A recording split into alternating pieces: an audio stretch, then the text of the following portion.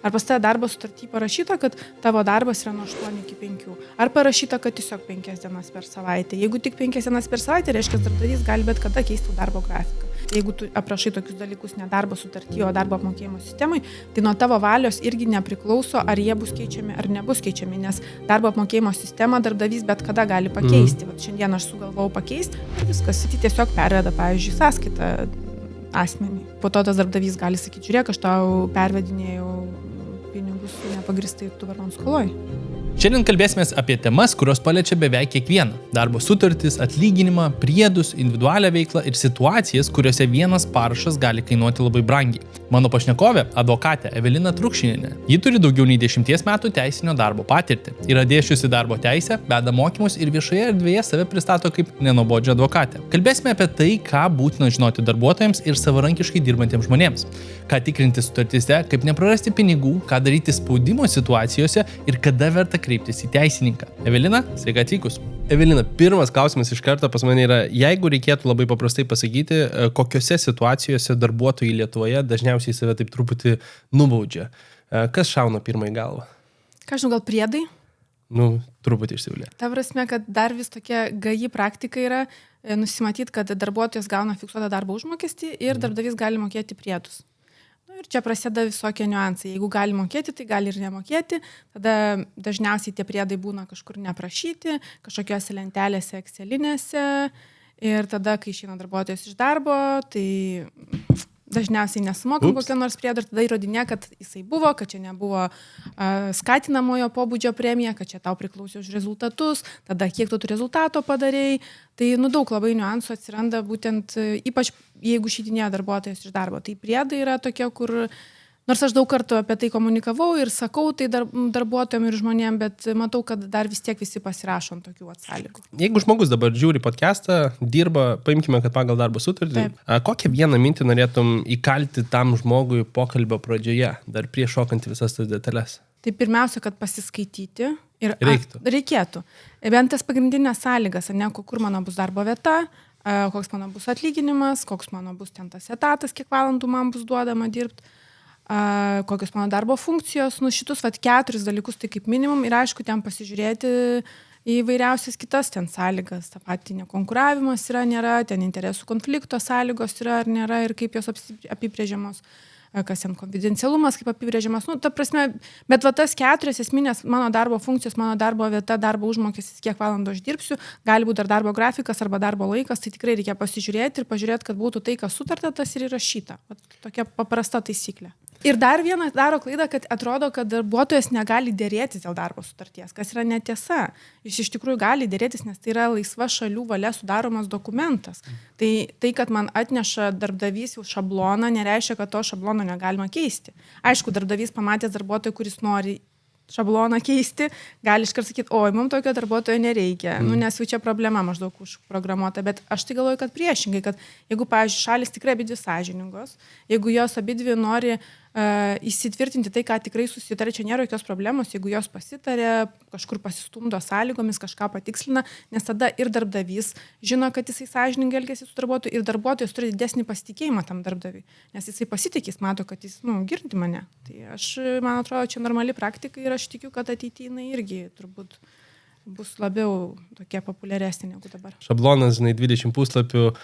Ką man reikėtų pagrindiniai tie punktai, į ką reikėtų atkreipti dėmesį ir galbūt kur yra tokios red flagai? Dažniausiai ginčai. Pas mane dabar vienas populiariausių turbūt klausimų Instagrame, kur gaunu, man darbdavys keičia darbo grafiką. Vat aš dirbau ten 5 metus taip ir taip, o dabar man nori ten, pavyzdžiui, kitas valandas visai nustatyti. Ir pas mane pirmas klausimas, kas pas tave parašyta darbo sutartį? Ar pas tave darbo sutartį parašyta, kad tavo darbas yra nuo 8 iki 5? Ar parašyta, kad tiesiog 5 dienas per savaitę? Jeigu tik 5 dienas per savaitę, tai reiškia, darbdavys gali bet kada keisti darbo grafiką. Nesvarbu, kad tu 5 dienas, ten, sakykime, dirbai tokių grafikų ten 5 metus. Tokia tiesiog teisė darbdaviui yra, nes darbo grafikas nėra būtinoji darbo sąlyga, kuriai reikia darbuotojo sutikimo, pakeitimui reikia darbuotojo sutikimo. Ir viskas. Ir čia labai toks paprastas būdas ir darbuotojo priversti išeiti iš darbo, nustatai jam grafiką nepatogų ir jis tiesiog nedirbs. Ir darbuotojui nėra kaip apsiginti, jeigu tu šitos paprastos elementarios sąlygos neįsirašai į darbo sutartį.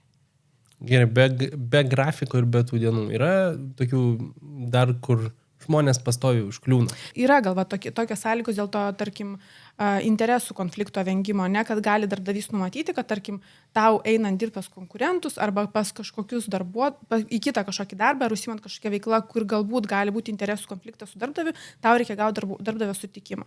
Tai reikia tada žiūrėti, ar tokias persiskaityti, ar nėra tokių sąlygų pas tave sutartį, nes netyčia užsimanysi ten kažkur padirbėti papildomai, gal kažkokią savo veiklą atsidarytą, ne? Ir pas tave bus, kad tai turėjai gal darbdavio sutikimo, jeigu negavai, tai tada šiurkštus darbo tvarkos pažeidimas tave gali išmesti iš darbo. Tai, šitas svarbu pasižiūrėti, tada ten, tarkim, kažkokios baudos darbo sutartį gali būti tik 2 atvejais, ten už nekonkuravimą ir už konfidencialumo pažeidimą. Tai už nekonkuravimą tai labai viskas aišku, nes darbo kodeksas riboja baudos dydį, bet konfidencialumo pažeidimo ribos jokios nėra. Tai vėlgi pasižiūrėti, ar ta, sakykime, bauda yra adekvati, ne, ar aš įsivertinti, ar aš tikrai, pavyzdžiui, jeigu pažeisiu tą konfidencialumą tyčia ten ar netyčia, ar aš gebėsiu išsimokėti, ar ten nebus man tokia suma, kur tikrai man bus per didelė. Ar dažnai būna tas, kaip pavyzdys, konfidencialumas? Nes... Būna. Ir didelės sumos, nes kur tie rėžiai maždaug, jeigu įsivaizduot tokiam standartiniam? Aš tais laikas sakau, reikia vertinti pagal save. Jeigu aš, pavyzdžiui, man nustatinėtų baudą, čia nesvarbu, ar darbo sutartį, ar kitoj sutartį, ten, ar verslo sutartį, iš laiką sakau klientam, kad jūs, kai nustatinėt baudas, įvertinkit, ar jums reali ta bauda, nes turėjom, realiai atvejai, klientai patys pasiūlė po 300 000 baudą už pažeidimą ir po to patys pažeidė sutartį ir iš jų pareikalavo tų 300 000. Ups. Taip, ir tada pasirodė, kad tai nežmoniškai didelė bauda yra. Tai ten visas verslas gali žlugti, jeigu tau tokią baudą priteis. Kaip manai, ta diskusija turėtų būti dabar? Žmogus, sakykime, atėjo interviu, praėjo visus etapus, tarkim, ten kažkuris etapas, va dokumentas, štai tušinukas. Aš vis laik sakau, kad duokit namo pasiskaityti. Arba atsiųskit man pasiskaityti ir aš tada parašysiu komentarus. Aš, pavyzdžiui, pati, kai mes priminėjom kontorai darbuotojus, visą laiką prieš tai nusiunčiu tiesiog. Ir tada paklausiu, ar turi komentarų, jeigu neturi, tai okei, pasirašinėjame, jeigu turi, tai tada žiūrim, ką taisyt. O dažnai tenka koreguoti individualiems, taip sakant, atvejais? Būna. Ta prasme, nėra dažnas atvejis, nėra, sakau, Lietuvoje labai dažna praktika, bet dabar jau būna, kad ir darbuotojai patys, pavyzdžiui, prašo paslaugos, ten teisinės, kad mes manom, kad čia ir čia ir čia, sąlygos netinkamos, ar galit peržiūrėti, tai pasitaiko dabar dažniau.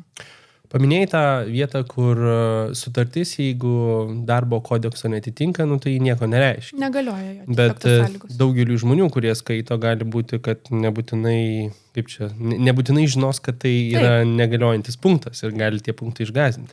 Tai čia toks tikslas dažniausiai ir būna, nes aš manau, kad darbdaviai, kurie numato tokias sąlygas, jie supranta, kad tai negalios, bet tiesiog prevenciškai numato, kad darbuotojas gal šiek tiek labiau bijotų. Aš taip galvoju, čia tokia mano nuomonė. O turi pavyzdžių?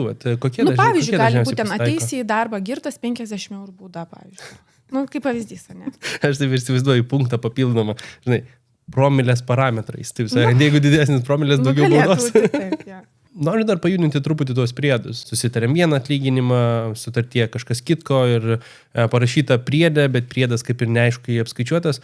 Kas turėtų, jeigu judam, sakykime, su tuo, kad priedas vis dėlto egzistuoja, kas turėtų tokie būti specifiniai parametrai, kas turėtų būti aprašyta? Tai šiaip tai turėtų būti kuo tiksliau aprašyta, ta prasme, kaip jis apskaičiuoja, nes yra priedų skirtingos tos funkcijos, ne? Tai yra vieni, sakykime, yra kintamoji alga, tai sakykime, yra bazinė alga, tai ten fiksas, sakykime, minimalus, ne? Yra mano kintamoji alga, gali būti, kur tiesiog aš, jeigu kažką padarau, ten, sakykime, parduodu už 10 000, tai man ten 1% nuo to 10 000, sakykime, tai yra mano kintamoji alga, čia iš galvos traukiu, ne? Tada yra ten gali būti kažkokios priemokos už pavadavimus, už ten kažkokį didesnį darbų mastą, bet jeigu mes dėl to susitarėm. Ir yra tada priedai, arba kaip kitaip vadinamas pagal darbo kodeksą premijos, tai yra premija už darbo rezultatus, tai reiškia, jeigu aš kažką pasiekiu, tai aš gaunu, sakykime, savo darbo užmokestį galbūt fiksuotą ir galiu gauti už kažkokį pasiekimą priedą. Ir yra kita premijos rūšis, kur darbdavys gali mokėti tiesiog. Pavyzdžiui, man visa įmonė gerai padirbėjom, ir aš visiems ten duodu po 1000 ar po 500. Ir va čia ir yra tas didžiausias niuansas, kad jeigu yra ta premija už mano rezultatus, kurie kažkur aprašyti, šitą premiją darbdavys privalo išmokėti, net jeigu darbuotojas išeina iš darbo, nesvarbu, ar ten jinai už ketvirtį mokama, tada proporcionaliai turi mokėti, ta prasme, nėra šansų nemokėti. Bet ta premija, kur yra mano, kaip aš, už gražias akis, kaip aš vadinu, tokia gera valia, skatinamoji, tai jos darbdavys neprivalo mokėti, negali jos išsireikalauti, jeigu darbdavys jos nesumoka. Tai vat, čia ir atsiranda tie niuansai, kad jeigu, pavyzdžiui, darbuotojas sako, man turėjo būti premija, nes man visą laiką buvo mokama, darbdavys sako, tai ne, tai aš čia mokėjau dėl to, kad iš geros valios, tiesiog čia mano skatinamoji buvo premija. Ir tada jau tau kaip darbuotojui tenka įrodyti, kad čia nebuvo skatinamoji premija, kad aš čia visą laiką gaudavau už tokį rezultatą. Va ten pas mus buvo tokios excelinės lentelės, va man ten siūsdavo, kaip jas apskaičiuoti. Idealiausiu atveju visos tos dalys, kintamoji dalis, ta fiksuota bazinė dalis, darbo užmokesčio ir premijos, jos turėtų būti aprašytos labai konkrečiai, už ką ir kaip darbuotojas gauna. Ką dažniausiai tenka pamatyti? Dažniausiai tai būna, sakau, gali mokėti priedus. Tiesiog, eilutė ir viskas. Jo. Tai kitas dalykas, kad čia irgi labai svarbus niuansas, kad tos, tarkim, kintamąją dalį arba premijas, jos gali būti aprašytos ne darbo sutartį, o darbdavio darbo apmokėjimo sistemai. Ir čia yra dar vienas niuansas, kad jeigu tu aprašai tokius dalykus ne darbo sutartį, o darbo apmokėjimo sistemai, tai nuo tavo valios irgi nepriklauso, ar jie bus keičiami ar nebus keičiami, nes darbo apmokėjimo sistemą darbdavys bet kada gali pakeisti. Vat šiandien aš sugalvojau pakeisti, aš ten pasitariau su darbo taryba, ten informavau, praėjom tas konsultavimo visas procedūras ir viskas ir patvirtinau. Sutarties jau abipusiškai. O jo, sutartį, jeigu būtų numatyta, tada jau reikėtų sutikimo. Tai va čia yra tie niuansai, apie kuriuos reikia pagalvoti. Tai bent jau, kuo tu daugiau apsirašysi darbo sutartį, tuo tau bus geriau. Ką daryti su tom rolėm, kurios yra, sakykime, startuolių tokios rolės, kur tu užimi, 10 skirtingų kėdžių ir tikėtina dar 5 atsiras eigoje ir tu negali įvardinti, kad ir verslas, būdamas ir galbūt geranoriškas verslas, negali tiksliai įvardinti, kaip atrodys tavo diena, už 3 mėnesių, 6 mėnesių. Kaip šitoje vietoje? Čia gaunas tokie tarpiniai ir vis atnaujinantis kontraktai, ar kaip geriausia būtų elgtis? Ne, tai atnaujinti, ta prasme, pradžiai tu susitari dėl konkrečių darbo funkcijų. Tai jeigu jos yra labai skirtingos, tai čia jau darbdaviui patarimas viską apsirašyti pareiginės instrukcijos arba ten pareiginėse nuostatose, nesvarbu, kaip jūs pažymėsit. Nes kur čia gali kilti ginčas, kad, pavyzdžiui, jeigu pas mane ten bus parašyta, koks nors vadybininkas, o aš ten turėsiu ir kokio marketologo funkcijas vykdyti, ten ir, ir apskaitininko, ir dar ten kažko, tai vienu momentu darbuotojas gali sakyti, žiūrėk, pas mane tai parašyta, kad aš vadybininkas, o tu čia man, duodi ir buhalterį, ir apskaitininką, ir dar kažkokias funkcijas, ir aš nedarysiu, nes mes dėl to nesusitarėm. Tai darbdaviui, aišku, gerai tinkamai įvardintas pareigas reikėtų rekomenduotina, bet tuo pačiu ir kuo tiksliau apsirašyti, ką darbuotojas turėtų veikti. Iš kitos pusės, jeigu jūs apsirašot, ką jisai turės veikti, tai tada, reiškia, keitimui reikės jo sutikimo, nes čia darbo funkcija keičiama tik darbuotojo sutikimu, su darbuotojo sutikimu, tai jums reikės to sutikimo iš jo. Galbūt tada tokiais atvejais, jeigu nežinote, kokios bus vėliau funkcijos ir kur jo reikės, tai tada gal terminuotą sutartį sudarinėti tam tikrai funkcijai ir po to terminui pasibaigus, tada iš naujo darbo sutartį sudarinėti kitai darbo funkcijai, nes tada bus išvengta to sutikimo reikalavimo, bet vėlgi, aišku, iš darbuotojo pusės tai jam nėra labai naudinga, nes terminuota darbo sutartis absoliučiai neapsaugo nuo nieko, net neščia moteris, su terminuota darbo sutartim galima atleisti iš darbo. O tai ta prasme, bet kokiu atveju terminas suėjo, viso gero, niekas nesaugo tokio darbuotojo. Iš verslo pusės čia turbūt būtų variantas, nes tu terminuotas sutartis skirtingom funkcijom gali sudarinėti net ilgiau negu 2 metams tuo pačiu darbuotoju. Tai gal toks sprendimas turbūt būtų saugiausias darbdaviui. Pajudinkim atlyginimo vokelyje. Ant kiek tai dar vis populiarus dalykas? Man tai retokai jau pavyks sutikti pavyksta, bet kaip tik šią savaitę turiu tokį atvejį. Ja, bet jau rečiau. Tai tiesiog neatsiskaitė su darbuotojus standartinė situacija ir neišmokėjo to vokelio dalies tiesiog ir tiek. O prieš tai visą laiką? O prieš tai visą laiką mokėdavo. Bet kas įdomu, kad šiais laikais tas vokelis taip keistai. Vieni moka grinais, kiti tiesiog perveda, pavyzdžiui, sąskaitą asmenį. Bet aš įrodyt labai lengva. Žinai, tai čia gali būti ir priešingai. Pavyzdžiui, po to tas darbdavys gali sakyti, žiūrėk, aš tau pervedinėjau pinigus nepagristai ir tu dabar man skoloj. Taip. Be pagrindo. Jeigu ten rašau sąskaitos papildymas visada, ne? Ja. Ir tada... Skola. Arba dar geriau, paskola. Viskas. Tu man skoloj. Tai čia, čia vertinimo dalykas, o kaip įvertins teismas, tai juk nieks nežino. Kodėl atlyginimas vokelyje nėra galbūt efektyviausias pasirinkimas? Iš darbuotojo pusės, tai paimkim, pavyzdžiui, tas visas pašalpas, išmokas ir taip toliau, tai automatiškai viskas tavo mažėja. Ta prasme, negausi tiek, kiek tu faktiškai gaudavai. Ten išeini motinystės atostogų, išeini vaiko priežiūros atostogų, tėvystės atostogų, galų gale nedarbo išmoka, Tai ligos išmoka, viskas bus mažiau negu tu faktiškai gauni. Tai čia jau vienas dalykas. Tada bankas nemato tavo šitų pinigų. Tai tu vėlgi gali atrodyti nelabai, kad tavo kreditingumas yra tinkamas. Gali negauti paskolų, jeigu ten, sakykime, būsto ar kažkokios kitokios. Tai aš nežinau, plus tas momentas, kad tau po to reikės įrodinėti, jeigu tau nesumokės ten paskutinio tavo atlyginimo, atostoginiai galų gale, kaip skaičiuosis, ar nuo tavo to faktinio, ar kartu su tavo, ar tik tais nuo to, kur ant popieriaus matosi. Tai po to gali tiesiog pabaigoje, kai baigsis darbo santykiai, būtų labai daug ginčių. Ir net gausi visų savo pinigų dažniausiai.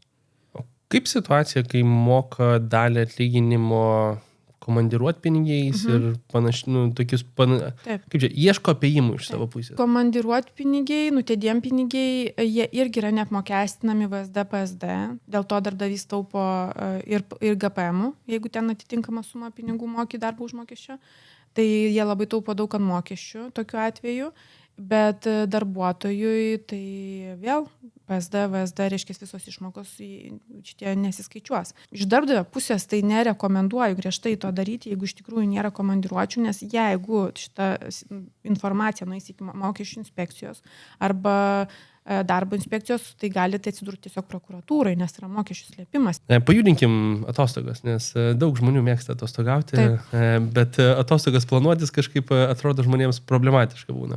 Tai jeigu turiu darbo sutartį ir, sakau, už 3 savaičių noriu atostogų, kaip tai reikėtų, žodžiu pakanka gauti patvirtinimą?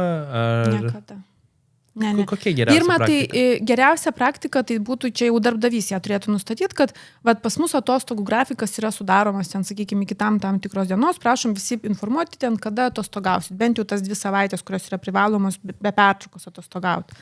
Tai geriausia turbūt būtų praktika tokia, kad pas darbdavį būtų aiškiai nustatyta, iki kada prašymai teikiami, ten jeigu nori pat kažkokie pakeitimai, iki kada ten prieš kiek anksčiausiai turi pranešti, per kiek darbdavys turi atsakyti, kuo labiau reglamentuota, to visiems aiškiau, mažiau ginčų ir mažiau ten visokių psichologinių smurto atvejų ir nepasitenkinimo. Dabar jeigu to nėra, tai tada jau čia pagal gaunasi protingą terminą. Kas yra protingas terminas, kiekvieną kartą spręstų ginčą individualiai. Tai aš nežinau, man atrodo, ten koks mėnesis prieš atostogas yra protingas terminas, bet turbūt priklauso ir nuo situacijos. Jeigu ten, pavyzdžiui, nežinau, gal kažkokia gamyba vyksta nepertraukiama ir ten, sakykime, pas darbdavį ten labai sunku surasti pakaitalą, pakaitinį kažkokį žmogų, gal jis ten labai specifinis žmogus, kur reikia labai specifinių žinių, ten Lietuvoje tik 2 yra ar 3. Visokių gali būti situacijų, tai gal to mėnesio gali ir nepakakt tam konkrečiam atvejui. Tai priklauso nuo darbo specifikos ir nuo darbdavio veiklos. Ir aišku, būtinai turi būti prašymas raštu ir tada kažkoks patvirtinimas, kad taip atostogos tau yra suteikiamas. Nes kitu atveju tai tu lieki pakabintas iki paskutinės dienos. Kiek kontrolės šitoje vietoje darbdavio pusėje? Nes yra tekę girdėti tokių pavyzdžių, sausio mėnesį mes pasitvirtinam iki metų galo visas atostogas ir štai, čia verslas atostogaus vasaros vidury 2 savaitės visiems atostogos privalomos. Galimas variantas, negalimas variantas? Darbo inspekcija tai sako, kad negalim versti darbuotojų išeiti atostogų per prievartą, net ir tokiais atvejais. Čia jų tokia nuomonė, nes tai yra vertimas. Bet mes galime susitarti. Jeigu, pavyzdžiui, visi susirenkam kolektyvę ir sakom, mes susitarėm, kad tas savaitės atostogausim. Visiems tinka, tvarkoti, tada viskas gerai. Bet jeigu aš verčiu, tai to vertimo negali būti, nes atostogos laik yra šalių susitarimas. Ir viena šalis turi sutikti ir kita šalis. Paimkim tą kitą pusę, kur dabar, kai kažkas išeina atostogų, dažniausiai kažkas turi padengti to žmogaus darbus. Kaip šita vieta veikia? Nes čia ir viršvalandžiai įsipaišo, bet kartais būna neapibrėžti, kartais būna tokie sušakim ant vandens susitarimas. Čia yra niuansų.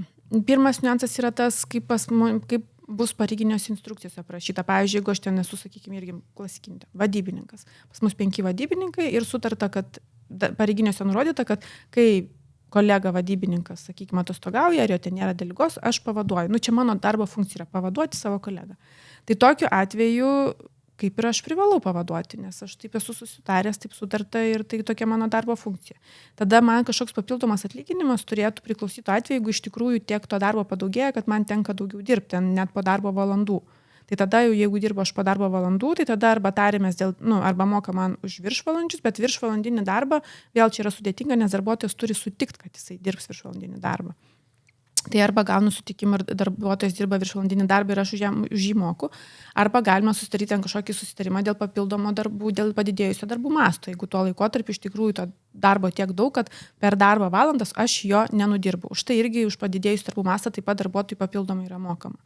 Noriu pajudinti tą situaciją, kur bendrų susitarimų išėjo iš darbo, bet iš tiesų tas bendras susitarimas yra vienašališkas susitarimas. Tai dažna situacija iki teismų daeinanti? Eina, bet neįtin dažnai. Aš tai sakyčiau iš praktikos, kad bendrų sutarimų yra vienas saugiausias darbo sutarties nutraukimo būdų darbdaviui, mažiausiai, sakykime, gal ginčytinas ir sunkiausia nuginčytinas. Nes tavo parašas uždėtas. Jo, nes parašas uždėtas, bet kaip dažnai būna, kad pasirašo, prieš tai nepasikonsultuoja, po to supranta, kad oi, per maža išeitinė kompensacija, oi, tai aš jau tiek nenoriu, tada aš jau noriu ginčytis. Atsiprašau, per vėlų jau. Reikia galvoti prieš dedant parašą. Ar galima žmogų tiesiog atleisti be priežasties visiškai? Visiškai be priežasties tai ne. Nebent tas bendras sutarimas. Mes priežasčių jokių nenurodom. Aš sakyčiau be priežasties, bet dažniausiai būna prikurtos priežastys. Prikurtos, kurių tu kaip ir negali įrodyti, labai sunku nuginčyti, labai sunku turėti kažkokią informaciją iš tos pusės. Tai tos prikurtos priežastys turbūt labiausiai atitinka 59 darbo kodekso straipsnį, darbuotojų labai mėgiama, nes jisai su 6 išeitinėms, 6 mėnesių vidutinių darbo užmokesčių išleidžiamas darbuotojas. Tai ten jau gali šiek tiek, sakykime, pakurti tų, pakurti tai va taip kabutėse. Priežasčių, tai ten jau tokios labai subtilios gali būti priežastys, ten, sakykime, kad darbuotojo charakteris ten netitinka, vertybės netitinka, ten gal požiūris į darbą nepatinka darbdaviui. Kur jau gali kažkiek tais taip labiau laisviau laviruoti, bet jeigu darbuotojas ginčys tokį atleidimą, vis tiek darbdaviui teks įrodyti, kad va tą, kai jis parašė, taip ir yra. Nebus taip, kad aš čia taip pagalvojau ir man užtenka. Ne, vis tiek tu turi kažkokių turėti įrodymų, kad iš tikrųjų ten vertybės kažkur nesutapo, gal kažkokie elektroniniai laiškai, gal kolegos ateis paliudyti, kad jis ten tikrai labai ten nepritampa prie mūsų. Jeigu prasideda tas psichologinis spaudimas, sakykime, žmogus dabar jaučiasi, kad po truputį eina į tą pusę ir galbūt ant jo arba ant jos, ką galbūt žmogui reikėtų šitoje vietoje taip apgalvoti ir galbūt išsaugoti tam tikras informacijas.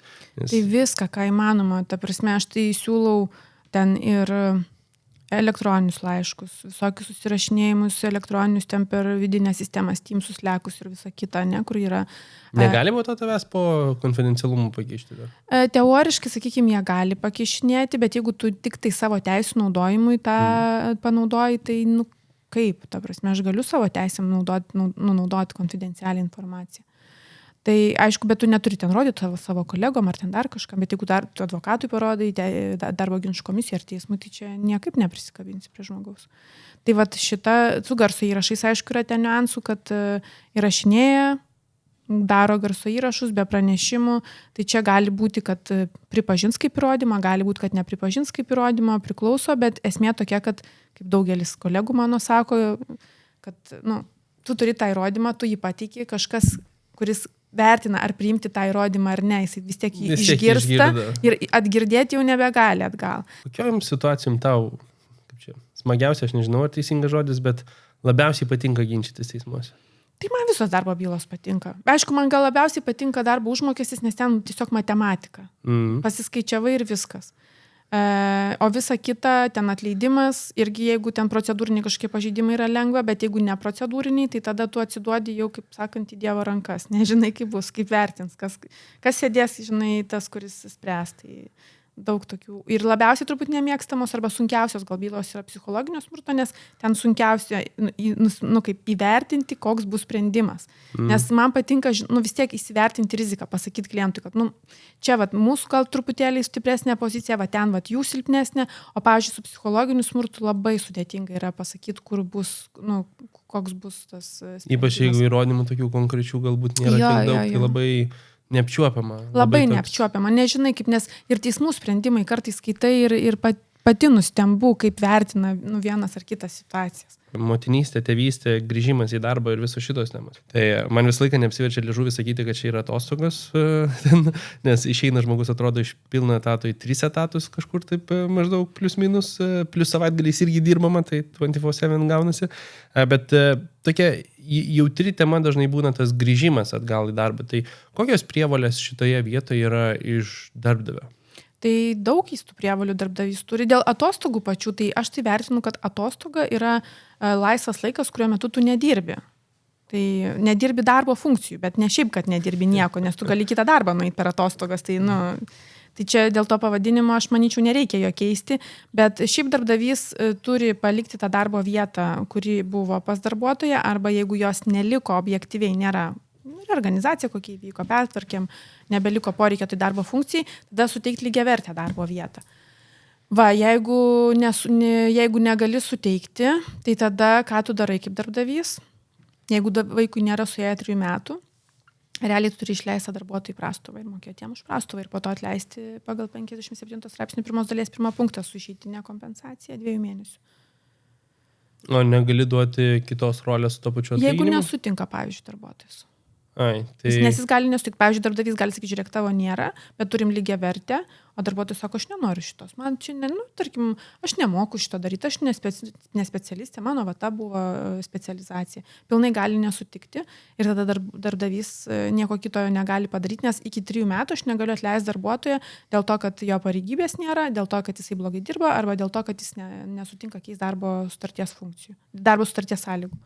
Tai negaliu dėl to atleisti, iki kol sueina vaikui 3 metai. Tai vadinasi, tokį darbuotoją aš tik tais į prastovą galiu leisti arba galiu tartis dėl bendro sutarimo. Ta prasme, nutraukti darbo santykius bendro sutarimo.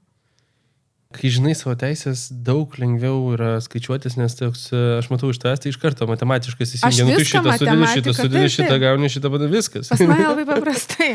Bet aš manau, kad kai tu esi diskusijose žinant šitus skaičius ir žinant, į ką atsiremi, labai paprasta. Tu neišimi tas tokias galbūt emocijas per didelės iš tos vietos. Tai man tai atrodo kaip tik efektyviau negu spėlioti ir pagal pajutimą, aš manau, aš ten vertingesnis, nevertingesnis ir taip toliau. Tai tik tais matematika, žiūrė, taip ir sakai, žiūrėk, įspėjimo terminas toksai, išeitinė tokia, dar prastovas tiek ir tiek, va tau kainuos tiek ir tiek, o aš tau siūlau nuolaidą va tiek ir tiek.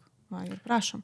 Tik tais yra niuansų, pavyzdžiui, kai darbdaviai ten, jeigu, tarkim, yragi darbdavių, yra labai didelių, kurie turi labai daug pinigų ir jie ten gali mokėti ir 6, ir 7, ir 8 ten mėnesius išeitinę kompensaciją. Yra tokių, kuriem ten, sakykime, 3 jau yra per daug, ne, ir jie ten galo su galu nesuduria. Ten tas apyvartinės lėšas ten vos susiskaičiuoja. Tai su tokiais būna taip, kad jiem tada apsimoka geriau tau atstatyti tą darbo vietą ir sakyk, ateik grįžkite tą darbo vietą. Tai yra tas niuansas, tai kai dėriesi dėl tos išeitinės kompensacijos, reikia žinoti darbdavio galimybės ir tada svarstyti, ar man geriau grįžti, ar man geriau gal mažesnį išeitinę pasiimti, negu man atrodytų, kad reikėtų ir išeiti iš to darbo, jeigu tau tikrai ten nesinori būti. Nes tikrai būna ir pačios moteris, ar ten vyrai, kurie grįžta po VPA, jie nenori ten dirbti, jie iš tikrųjų ir norėtų, kad jiems sumokėtų ir jie išeitų. Tai reikia žinoti, kad darbdavys visada gali pasakyti, aš tau turiu darbo vietą, net jeigu ir buvau panaikinęs, va dabar sukūriau ir grįžk. Ir struktūrizacija labai greita. Baigėsi atgal, jo. Prieš įrašinėdamas šį epizodą žiūrėjau į kanalo statistiką ir pamačiau skaičių, kuris mane nustebino. Net 88% jūsų, taip, 88%, kurie klausote šių pokalbių, geria informaciją ir pritaikote ją savo veikloje, vis dar nesate paspaudę subscribe mygtuko. Žiūrėkit, situacija labai paprasta. Aš turiu savo asmeninį kanalą, turiu Financial Lithuanians, o šis projektas FL pokalbiai yra nauja iniciatyva. Mums su komanda tai yra didelė laiko investicija. Ir vienintelis būdas mums suprasti, ar šis projektas yra vertas tęstinumo, ar jis kūrė vertę ir ar turėtume toliau kviesti aukščiausio lygio profesionalus, yra jūsų prenumerata.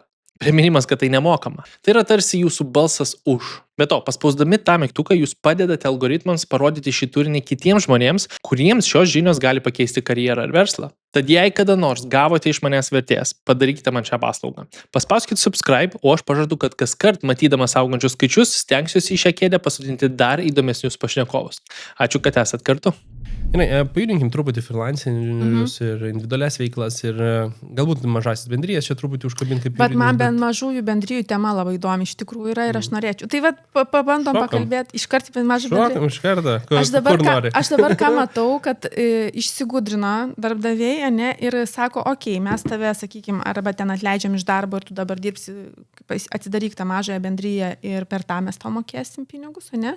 Taip jie taupo mokesčius iš esmės, nes jie sumoka fiksuotą darbuotojų sumą, darbuotojas ten jau po to savo turi išsimokinėti ten per mažąją bendriją, ten susimoka ten tą GPM ar ten. Pagal civilinę ten GPM Jo, suskaičiuoja, bet jo. nei PSD tik nuo minimumo, PSD iš viso Nu nėra. tai va, tai automatiškai taupimas vyksta, bet čia atsiranda niuansas, nes kaip su individualia veikla, pavyzdžiui, jeigu dirba, ne, nu tarkim, jeigu aš priemu ten darbuotoją, ten, pavyzdžiui, ten, nu va, Evelina, ten Trukšnienė priemu į darbą, tai yra, sudarau su ją sutartį kaip individualią veiklą vykdančią, bet jinai pas mane dirbs realiai kaip darbuotojai, jinai ten pas mane ateis nuo tos valandos iki tos dirbs, ten aš jai nurodinėsiu, ką jinai turi daryti, ten ten, nu, viskas bus, sakykime, kaip pagal darbo santykius, tai čia bus nelegalus darbas ir labai bus lengva jį nustatyti ir nubausti darbdavį ir po to priskaičiuotos mokesčius. Dabar, kai yra su mažaja bendryje, gaunasi, kad darbdavys turi santyki ne su tuo fiziniu asmeniu, o su mažaja bendryje. Ir čia nesigauna nelegalus darbas, nes darbas apskritai gali būti tik su fiziniu asmeniu ir su darbdaviu. Nu, darbuotojas negali būti juridinis asmuo ir automatiškai nelegalaus darbo kaip ir tokio fakto, kaip ir negali būti. Tai aš dar net nemačiau kažkokio išaiškinimo, gal jau ir yra, bet man reikia čia pasidomėti, aš pasakiau pati darbo inspekcijos užklausimą rašysiu, ar galėtų būti taip, kad darbo inspekcija va tokius santykius su mažaja bendryje taip pat pripažintų, kad tai yra užslėptas nelegalus darbas, nes realiai tai dirba tik vienas ir tas pats asmuo. Iš diskusijos galbūt tokio pusės, ir čia vėl negaliu pasakyti, kad ekspertas iš savo prizmės, bet aš įsivaizduoju, jeigu tu turi darbo vietą žmogui, kuris ateina specifiniam valandom, jeigu tu turi aparatūrą jam, kuris į ofisą nuo valandų, jeigu tu jam ten atostoginius planuoji ir taip toliau, viens prie vieno iš karto įrodymas. Kad yra nelegalus darbas, tai čia, bet čia, esmė, rodos, kad santykiai yra tai su MB ir su ten, sakykime, UAB. Jo, bet mažosios bendrijos bus atstovas vis tiek žmogus. Nu tai taip, ir... bet man įdomu, kaip jie traktuos. Ar jie plačiau pasižiūrės? Aš manau, kad jeigu tu esi freelanceris, kaip pavyzdys, ir tu turi mažąją bendriją ir pas tavai nėra valandų, tai čia nėra nelegalaus darbo. Nu, tai projektas ir viskas. Bet jeigu tu sėdi ant tų pačių valandų, žinai, yra e-mailai, kad tu atostogas, nu tokie... Šita vieta, man rodos, yra sąlyginai lengvai įrodoma, bet aš neteko girdėti. Tai vat aš ir pasakau, aš dabar pati noriu parašyti darbo inspekcijų išklausimą ir paklausti, kaip jie vertins. Jeigu jie sakys, jo, mes čia taip pat vertinsim kaip ir su individualia veikla, tai tada viskas ok, aš manau, tai yra sąžininga. Nes ką dabar matau, kad, pavyzdžiui, būna priima darbuotojus, net tos pačios sveikatos įstaigos privačios, nepriima darbuotojai, ten, sakykime, tu ten tiek valandų tu dirbsi kaip darbuotojas, o va tiek valandų tu su maža bendrija atsidaryk ir mes taip taupysim tas išlaidas. Nu, tai akivaizdu, kad čia yra darbas paprastas, tiesiog slėpiami mokesčiai. Nu, labai mažai scenarijų, kur tai galėtum ten po projektinių kokių nors atskirų veiklų, žinai, sukišti. Bet... su tais pačiais klientais dirba, tom pačiom valandom, ta prasme viskas tas pats, tiesiog ir po to, kur yra niuansas su to mažom bendrijom, kad išeina darbuotojas vėl iš darbo ir tada, mes tau nemokėsim, nes tu paslaugas mums blogai teikėjai. Tavo paslaugos buvo nekokybiškos. Nu ir prasideda niuansai visokie. Labai lengva paskaičiuoti, kiek man čia sutaupysiu arba nesutaupysiu ir pačiam žmogui, kiek aš į rankas gaučiau. Taip. Ir vėl, kiek tavo mažoji bendrija ir kiek tu į rankas gausi, irgi skirtingos sumos, ne visiems pasiskaičiuoja. Bet apsaugos tos pusės čia visiškai prarandama. Visiškai. Pavyzdžiui, BSD, jeigu nemoki, tai tavo motinystės, tėvystės, susirgai. Tai viskas, ta prasme, tai atleidimas iš darbo, tu neapsaugotas esi absoliučiai, sakau. Tavo darbo užmokestis tau negarantuotas, nes tau reikės įrodinėti, kad tu tinkamai viskas tikint. Nors tu visiškai, tu patampi verslininkas kaip lygų su lygiu ir tu neturi jokių absoliučiai garantijų. O jeigu paėmus tokį, sakykime, nepažeidžia konfidencialumo, nepažeidžia konkuravimo sutarties, bet pas mane yra darbuotojas, kuris nori atsidaryti savo papildomą veiklą ir kažką veikti ten, nežinau, sezoninis darbas, kaip pavyzdys, ten vasara, kur tiesiog nei kiek nesusijęs, ar darbdavys gali turėti įtaką ir sakyti, negali daryti kažko tokio? Ne, jeigu nebus interesų konflikto ir realiai nekonkuruoja su darbdaviu, tai ne. Ne. Jeigu kalbame apie darbo santykius. O jeigu pajudinu žmogų, kuris atkeliauja, sakykime, aš buvau kažkurios specifinės srities specialistas, dabar pradedu konsultuoti, žiūriu, individuali veikla atrodo natūralus pasirinkimas pradžioje, po to išaugau galbūt į mažąją bendriją. Tai ką galbūt freelanceriui reikėtų apsibrėžti prieš keliaujant pas verslus? Aš tai žinau, kaip pačiai tenka rengti sutartis, tai visą laiką pirmiausia, ką prašau pas klientus, ką jie pasakytų, tai kaip veikia visas modelis, reiškia, pirma, tai kaip aš pasiūlymą patikiu, kaip patvirtinu, kaip mes aiškiai, kad susitarėm, kokia suma, kokie pinigai, per kiek aš turiu padaryti, gal aš kažkokias ataskaitas turiu teikti, kaip įrodysim, kad darbai tau tinka, arba ten paslaugos tau tiko, per kiek laiko gal kažkokias pretenzijas turi pareikšti, kokia darbų apimtis būtinai apsibrėžti. Ir tada... Sėdi kažkas, žinai, Pala. Nu, ir po to, ir dar aš visą laiką klausiu, kokios realiai buvo situacijos. Pavyzdžiui, realiai su kuo žmogus yra sudaręs, kur kažkas neatsiskaitė, kur prie kažko prisikabino, žinai. Reikia viską apgalvoti ir po to, tuos saugiklius susidėti tiesiog į sutartį. Bet esmė, kad labai reikia tas ribas apsibriežti ir, labai labai aiškiai. Neužtenka tos tokios sutarties. Teiksiu paslaugas, atsiskaitimas ir viskas. Ta prasme, čia tai garantuotas bus ginčas. Aišku, tai yra geriau negu nieko.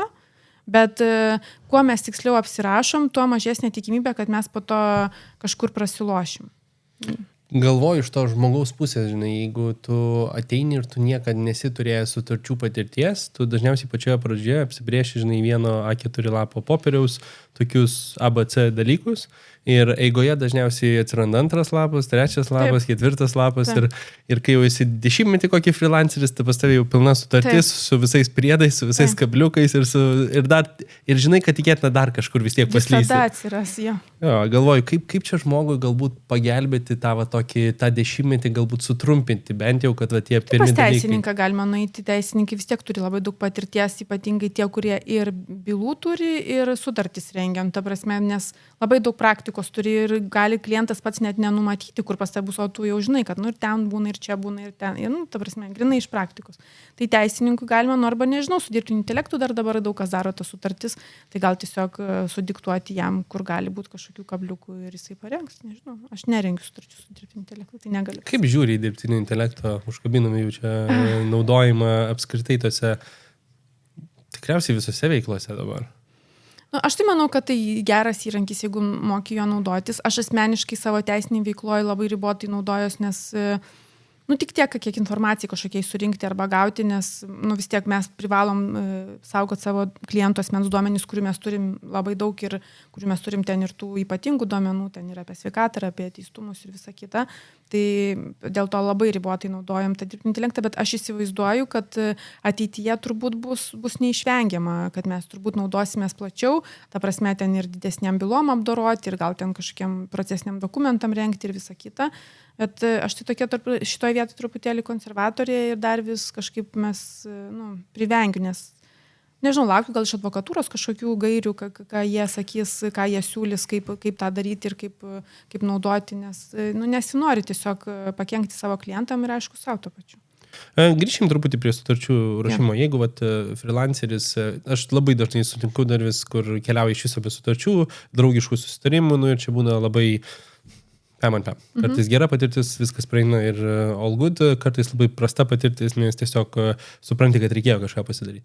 Jeigu freelanceriui dabar reikėtų tokios standartinės paslaugų sutarties, paimkim, kad sąlyginai nesudėtinga, kad tenais nereikia 20 lapų, į kokius rėžius iš finansų tai turėtų atsiremti? Jeigu trumpa kokia sutartis, tai aš nežinau, ten kokių, gal porą valandų darbo, tai advokato valanda, priklauso ten nuo kokių 100, turbūt 2 iki kokių ten gali būti ir 300 valandą, taip, pas kokį pasikreipsi. Bet tokį paprastą patarimą visiškai, gerai, tingiu aš ten pasidarytą sutartį, neturiu tų pinigų, paimk, apsirašyk elementariai, o ten apmokėjimo laikas toksai, ten terminas toksai mano paslaugų suteikimo, ten jeigu per tiek laiko ten nepateikė jokių komentarų laikoma, kad paslauga priimta, kad viskas atlikta, aš padarysiu tą ir tą, nedarysiu to ir to, nusiunti klientui šitą ir sakai patvirtink, ar tinka tos sąlygos. Patvirtino, bent jau kažkokį tu įrodymą turi, kad dėl kažko susitari. Viskas. Man tai, žinok, aš praėjau pro tą, kur 2 ir 3 lapą reikėjo pridėtinėti, tai man čia labai logiška. Bet ką pasakytum tam žmogui, kuris, žinai, aš dar per mažas arba per maža, man dar sutarčių nereikia, man pirmą, žinai, užaugti reikia, pirmą tą... Labai paprastai, žiūrėk, pas tave per sutartį ateina visi tavo pinigai. Tai yra, ta prasme, kiek tu planuoji uždirbti per metus? Planuoji 50 000 uždirbti. Planuoji. Tai per tavo tą dokumentą ateis 50 000, nes tai yra vartai į tavo pinigam pareiti. Tai ar tau gaila ten, pavyzdžiui, kokį 1000 investuoti, pasidaryti gerą sutartį, kad tau pareis 50? Man atrodo, tikrai ne. O jeigu pas tave... Galiu sumokėti 10, kad ateitų. Ta prasme, jeigu tu... aš planuoju veiklą, ten, sakykime, nežinau, statybas kokias darysiu, ar ten, nežinau, kažką veiksiu. Paprastas paslaugų. Vis tiek ten uždirbsi kokius 40-30 000 per metus. Čia nedideli pinigai yra. Bet tai tau ar gaila ten tą 1000 investuoti? Plius, kai didžioji dalis tų sutarčių, kaip sakai, 2 valandos, 3 valandos advokato ir iš tiesų tam 1 valandos pokalbis, 2 valandų paruošimas ir tu turi tą tokį bazę, į kurią gali remtis pirmus 2-3 metus. O įsivaizduok, nepasidarysi ten kažkur ir neapmokės ir tavo ten, sakykime, pusė pinigų nuplauks kažkur. Nu, tai... Įsivaizduok, nereikia, prisimenu. Ne, čia tam kitam įsivaizduojamam žmogui sakau. Tai man, aš nežinau, tiesiog reikia į tą sutartį pažiūrėti kaip į esminį dalyką, nes čia yra pati pradžia. Tu gali gal kažko kito nepasidaryti, bet sutartį tu privalai pasidaryti. Pastaruoju metu tas nuotolinis darbas tapo norma. Kaip šitoje vietoje tvarkosi ir darbdaviai, ir galbūt darbuotojai, ypač jeigu mes žiūrime tuos hibridinius variantus. Ir man ypač domina tie pakeitimai, kur po to būna, žinai, pradėjau, kad penktadienį iš namų, o staiga po pusės metų vis dėlto mums visų reikia ofise. Tai vat čia tas niuansas, kur mes pačioj pradžiai kalbėjom, į darbo sutarties sąlygos. Jeigu aš atėjau ir susitariau, kad aš dirbsiu 2 iš namų, 3 iš šito, tai ir įsirašykime darbo sutartį. Nes kitu atveju duodu ten 99%, kad tave kažkuria dieną atšauks. Nes atšaukinėja, kada nori. Ir jeigu to nebus numatyta, tai tiesiog bus atšaukimas, nes darbdavys gali pasitvirtinti nuotolinio darbo suteikimo tvarką, kada jisai gali atšaukti, kaip jis gali atšaukti, per kiek tu laiko turi būti darbė, tu privalėsi vykdyti. Tai tiesiog reikės tave supažindinti su tą tvarką ir viskas. Aišku, mes turim tą išimtinę asmenų grupę ten, kur dėl sveikatos, kurie gali prašyti nuotolinio darbo, tie patys tėvai, kurie vaikus augina iki 8 metų, tai tokiem tarsi privaloma suteikti nuotolinį darbą, jeigu jie prašo. Nebent darbdavys rodo, kad jam tai brangiai kainuoja, ten, sakykime, nežinau, ten labai brangiai kainuoja jį ten leis dirbti nuotoliu, tai tada jau gali atsisakyti, bet dabar kaip tik, man atrodo, šiom dienom bus darbo kodekso pakeitimų tvirtinimas Seime, kur bus pakeista, kad užtenka tiesiog įrodyti, kad tiesiog dėl organizacinių kažkokių ypatumų arba gamybinių ypatumų negali darbdavys suteikti nuotolinio darbo būtent šitai kategorijai darbuotojų. Tai iškart palengvins darbdaviams tokį atsisakymą, nesakys, pas mus, pavyzdžiui, kiekvieną dieną vyksta gyvi susitikimai. Pat ir dėl organizacinių priežasčių aš negaliu tau suteikti nuotolinio darbo. Man nepatinka šitas pakeitimas, nes labai tada iškart sumažina darbdavio tą įrodinėjimo naštą, nes kad brangiai kainuoja yra sunkiau įrodyti, negu tiesiog, kad pas mane yra organizaciniai kažkokie tokie ypatumai, kad negaliu leisti dirbti nuotoliu. Bet taip greičiausiai jau bus, čia netolima labai ateitis. Tai reikia tą žinoti, kad net ir šitam kategorijam darbuotojų gali būti sudėtingiau to nuotolinį išsireikalauti iš darbdavio. O kaip veikia su žmonėm, kurie galbūt apsirašė savo sutartyje, kad visiškai nuotolinė pozicija, darbuojasi nuotoliu? Taip, po to neatšauks be sutikimo. O jeigu dirbu iš užsienio? Tai lygiai taip pat, ta prasme, aš dirbu iš užsienio, pas mane nuotolinis darbas, jeigu mes apsitarę, tai tu pakeisti tą sąlygą galėsi tik tai su darbdavio sutikimu. Tarp su darbuotojo sutikimu. Ar darbuotojas turėtų netgi žinot, kad žmogus dirba galimai iš užsienio? Darbdavys turėtų žinot, nes mokestiniai klausimai atsiranda. Jeigu per ilgai užsibūna užsienyje? Jo, jeigu jisai užsibūna ten, kiek ten dabar... 6 mėnesius. Jo, 6 mėnesius, jeigu užsienį, jisai ten turi mokėti mokesčius. Nerezidento ten tas status. Ten priklauso ar vienoje šalyje, ar taip, ten skirtingose. galbūt niuansų yra, bet ta prasme, tai šitoje vietoje tai privalo darbdavys žinoti, kur plus darbuotojas turi patvirtinti, kad, sakykime, jo darbo vieta yra ten saugi, atitinka darbo saugias sąlygas ir visa kita. Tai nėra taip, kad darbuotojas iš bet kur, sakykime, galėtų dirbti. Jis vis tiek turi informuoti darbdavį, kad ten aš dirbsiu, sakykime, iš tos šalies, ten patvirtinu, kad užtikrinu, kad bus mano darbo saugios sąlygos ir taip toliau. Trumpam pertraukiam šį pokalbį, nes turiu kai ką, kas, manau, jums bus aktualu. Šiame podcast'e mes daug kalbame apie ilgaamžiškumą, sveikatą, verslo strategijas, laiko planavimą ir kitus svarbius dalykus. Iš esmės mes ieškome būdų gyventi kokybiškesnį gyvenimą. Ir jei klausote šių pokalbių, aš darau prielaidą, kad jūs esate tie žmonės, kuriems normaliai nėra pakankama, jūs norite geriau. Tačiau yra viena dedamoji, be kurios ši formulė neveiktų taip, kaip turėtų. Tai yra finansinė ramybė. Nesvarbu, kaip gerai planuojate laiką, jei finansai kelia stresą, sistema tiesiog griūna. Būtent todėl pagrindinėme Financial Opinions kanale mes darome tai, ko dažnai trūksta viešoje erdvėje. Rodome realybę. Mes su kolegomis rengiame gyvas diskusijas, atidarome tikrų žmonių investicinius portfelius ir žiūrime, kaip teorija veikia praktikoje, be pagražinimų. Jei norite pamatyti, kaip kiti žmonės įdarbina savo pinigus, kad galėtų skirti laiko sveikatai ir verslui, bei užduoti mums klausimą gyvai, prisijunkite. Nuorodą rasite aprašyme, tai vieta, kur finansai tampa įrankiu jūsų geresniam gyvenimui. Paimkim truputį tokį praktinį mini gidą. Man labai patinka tokias praktiškai sudėlioti tam tikrą informaciją, nes dažniausiai žmonės visą laiką sako, gerai, teorija skamba smagiai, bet kaip iš tiesų ta praktika. Jeigu tai yra savarankiškai dirbantis žmogus, kokius 5 dalykus jis turi susitvarkyti, kad nebūtų lengvai pažeidžiamas ar pažeidžiama? Tai freelanceris, tai aš manau, sutarties punktai turbūt svarbiausi turėtų būti, tai konkretus labai apmokėjimas, aišku, kada. Tų pretenzijų reiškimas labai svarbu, kad nebūtų ištisai, nežinau, ten po metų galiu pasakyti, kad nemokėsiu ir apskritai, kad pretenzijų kažkokių reiškimas neįtakotų apmokėjimo, ne kiek tai įmanoma. Ta prasme, kad aš jeigu reiškiu pretenzijas, tai man sustabdomi mokėjimai. Tai aš priešingai daryčiau, kad pirmą apmokėjimas, o po to gali reikšti pretenzijas, po to mes susitarsim ten gal mažinti ar kažkas tas kainas. Tada būtinai nutraukimas sutarties būtų, kad ir pačiam būtų patogu atsitraukti, ne, tarkim, jeigu man nepatinka su tavim dirbti. Bet kad manęs bet kada neišmestų, ne, kad aš vis tiek, kadangi aš planuoju savo pajamas, tai kad jeigu ten norėtų nutraukti sutartį, tai būtų konkrečios labai sąlygos, pranešimo terminai, baudos galbūt numatytos. Tai gali būti netgi labai panašu, kaip ten, sakykime, darbo kodekse, ten pranešti, pavyzdžiui, ten prieš mėnesį ir ten sumokėti man 2 mėnesių ten kažkokią, tai mano tų atlyginimo ar honoraro pagal sutartį baudą, tarkim, ne. O dabar jeigu apverstume ir pastatytume darbdaviui, sprendžiant, noriu pradėti kurti komandą, žinai, turėjau individualią veiklą, turėjau mažąją bendriją, galbūt užaugau iki UABO, noriu pradėti samdyti žmonės, sutikau, fainas žmogus, bet reikėtų gal kažką apsirašyti. Kas irgi turėtų būti tie pagrindiniai, kuriuos galbūt tiesiog iš nežinojimo nepasidariau? Aš tai būtinai, aišku, tada aiškiai, kada tas mano asmuo, kuris man teiks paslaugas, ką jis man konkrečiai darys, labai labai aiškiai, kuo įmanoma plačiau, ne, kad nebūtų taip čia man nepriklauso. Tada, kada jisai tą turi padaryti, nes terminai labai svarbu, ne, kas tada bus, jeigu jisai, pavyzdžiui, nepadaro, ar aš galiu, pavyzdžiui, pats pasidaryti, reikalauti iš tavęs, kad, sakykime, tu man kompensuotum, ar aš ten turiu laukti, kol tu padarysi, per kiek laiko tu pataisysi, arba ten, ta prasme, kokios galbūt baudos, delspinigiai už tai, kad tu laiku nepadarai, terminai labai svarbu su šitokiais asmenimis, su freelanceriais. Tada turbūt aš nusimatyčiau, kad aš galiu sulaikyti mokėjimą, jeigu man paslauga nepatinka arba ten kažkas netinkamo padaryta. Turbūt aš nusimatyčiau, kad aš galėčiau labai lengvai nusitraukti sutartį, ten nežinau, bet kada, net jeigu tu ir puikiai teiki paslaugas, ten 7 dienos įspėju raštu, be jokių baudų išeinu iš sutarties. O jeigu darbuotojus samdo iš tiesų į darbo sutartį, taip sakant, priema žmogų ir galbūt nėra susipažinę su tais pagrindais, tai vis tiek pradinė sutartis, pagrindiniai kabliukai. Yra kažkas, ką darbdaviai būtent šitoje vietoje irgi galbūt pačioje pradžioje praleidžia ir galbūt tiesiog nesusipažįsta?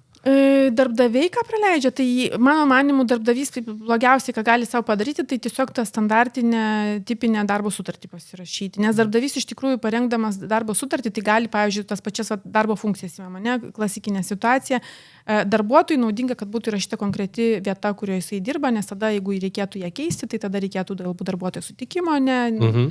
O darbdaviui yra naudinga ir dabar darbdaviai protingi, darbdaviai taip ir daro, kad, sakykime, darbuotojas dirba ten darbdavio nurodytame padalinyje ir gali net būti siunčiamas į bet kurią Lietuvos ten dalį. Ir tada jokio sutikimo. Vat iš Vilniaus į Kauną perkeliau, nepatinka, išeik iš darbo, pats savo noriu. Ta prasme, tai va tokios sąlygos. Tada, aišku, darbdaviui naudinga neapsirašyti tų priedų, ne, tarkim, į darbo užmokestį numatai fiksuotą, priedus galiu mokėti, galiu nemokėti ir neapsirašau ir man rami galva.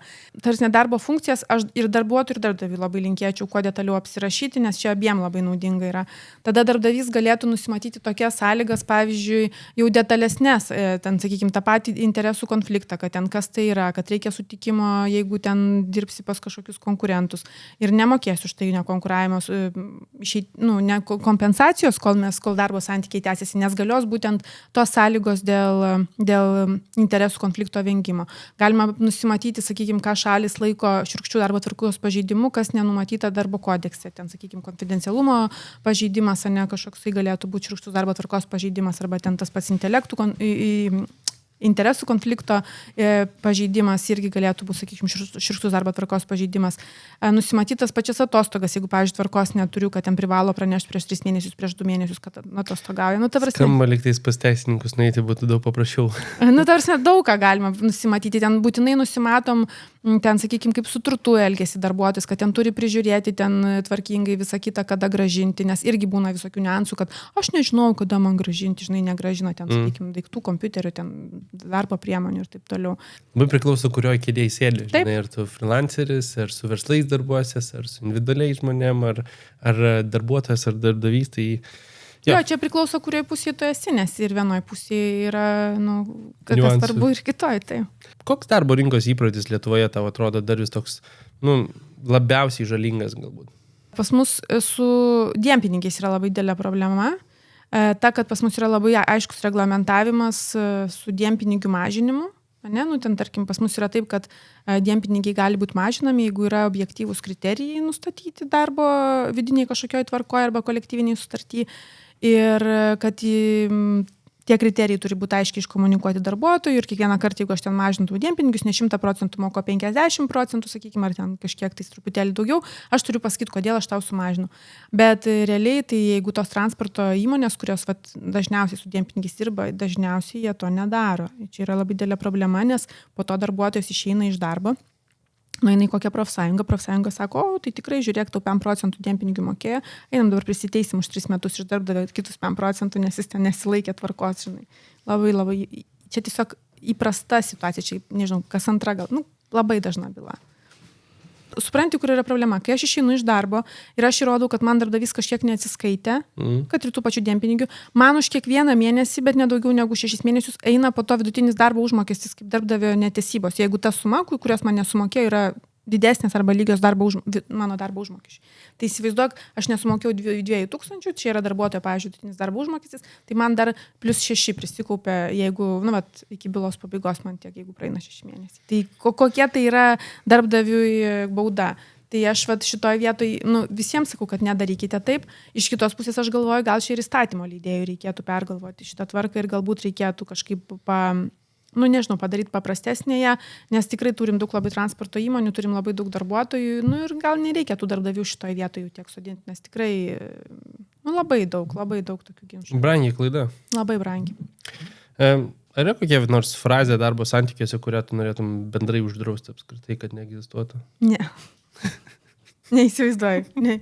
Nežinau. Kokia keiščiausia darbo sutarties sąlyga, kurią esi mačius?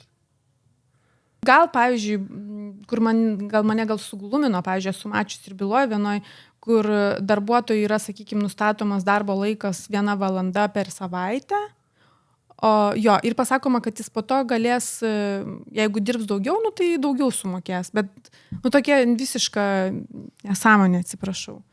Ir esmė tokia, kad kiekvienoje darbo sutartyje turi nurodyti, kokia yra darbo laiko norma, kiek darbuotojas privalės išdirbti ir tu tiek darbo jam turi suteikti. Jeigu tu nusakai, kad jis tik 1 valandą dirbs, tai reiškia, kitą valandą, jau jeigu jisai dirba daugiau, tai yra viršvalandžiai. Yeah. O negali būti laikoma, kad čia yra jo normalus darbas. Bet ten buvo numatyta, kad tipo 1 valandą, arba jeigu jį dirba daugiau, tai pagal faktą ir atsiskaitom.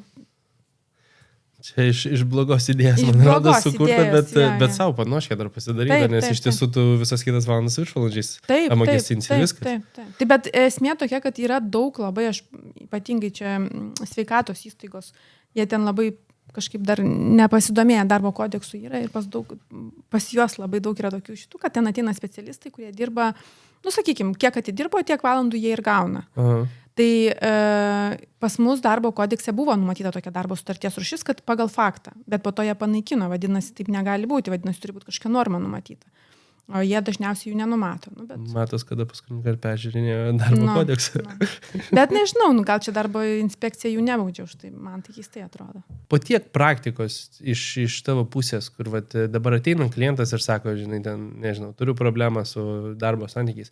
Kur tavo pirmas iš karto fokusas keliauja? Kur tas Aš visada labai konkrečius klausimus užduodu. Jeigu ten, sakykime, darbo santykių nutraukimas, tai visą laiką klausiu pirmiausia tam tikrus dalykus, kiek laiko darbuotojas dirbo, nes nuo to priklauso, kokią išeitinę nepriklausys, įspėjimo terminai nuo to gali priklausyti ir tada, reiškia, iškart klausiu, tai va, kiek laiko dirbo, ar turi vaikų, nes irgi priklauso iš įspėjimo terminai ir tada klausiu, kokia priežastis, ką darbdavys nurodo.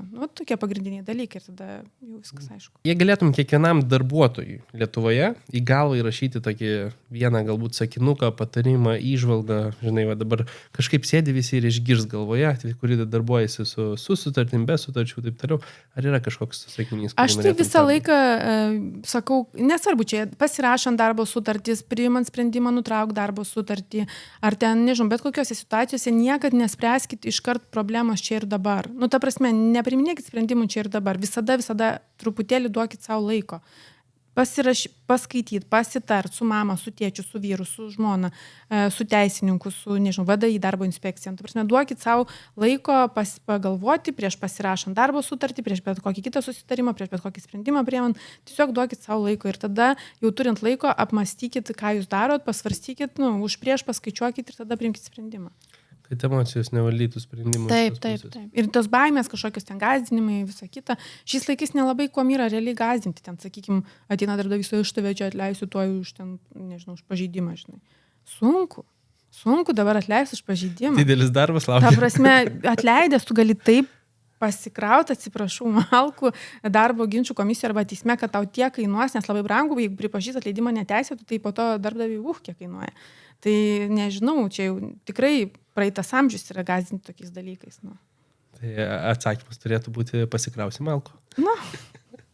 Taip gal nevartočiau šitų sakinių, bet žodžiu, bet... Prisiminti šitą dalį vis tiek bus smagu, tiesiog, kad truputį nusiraminti. Tai ačiū tau, krūva klausimų ir iš tiesų spėjom per visus prabėgti ir aptarti dar kai kurios įdomesnės, linksmesnės. Kaip sakei, labai greitai ir labai aiškiai dėlioju mintis ir atsakymus. Tai... Turiu tokią problemą. Problema. Man atrodo geras sprendimas. Tai ačiū tau, labai smagu, tikiuosi žiūrovams patiko. Vėl paliksim visas nuorodas. Aš tai tikriausiai parekomenduosiu, galbūt įmesim iš iškarpų dar kelis reelsus, nes edukacija Vilnius yra ir darbuotojams, ir darbdaviams kai kuri, taip sakant, ką reikėtų pasidaryti. O su visais kitais susitiksim sekančiam epizode. Ciao.